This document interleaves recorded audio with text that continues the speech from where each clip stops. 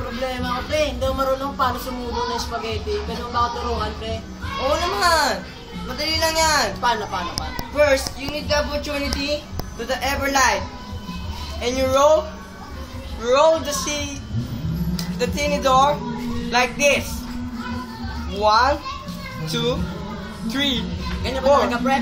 Oh, pre, kailangan ng ano yan. Kailangan ng actual force na exerting to the kinetic manner. Parang physics pala yan. Parang physics. Yung parang ano, plural. Ganun. Yan. Roll it. And like that.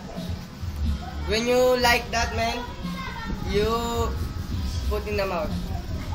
Oops, teka lang. Wala. Ganun pala yung pre. Lupit, ah. Ang lupit talaga nung kailangan ng kailin yun. Sa mga hindi lang ganto ganyan yan. Kailangan mo rin pag-isipan ng mga dapat mong gawin. Mga bagay-bagay. Mga bagay-bagay na nangyayari dito sa ating mundo. Maraming salamat, kaibigan. Okay? Ito na. Ang sarap. Lasang orange juice. Na inaluan ng pomelo juice. Ito spaghetti nila. Spaghetti gawa sa Colombia.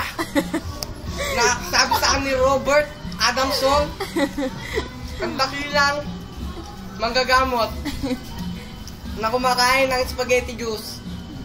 O, tikman mo. yung simula sa umpisa. Simula sa umpisa, ang gusto mo, first you roll it, exert force, 80%. Alright? Give me that mouth. Alright, that's the spaghetti. Salamat, brother Itik. Okay, thank you very much, and goodbye.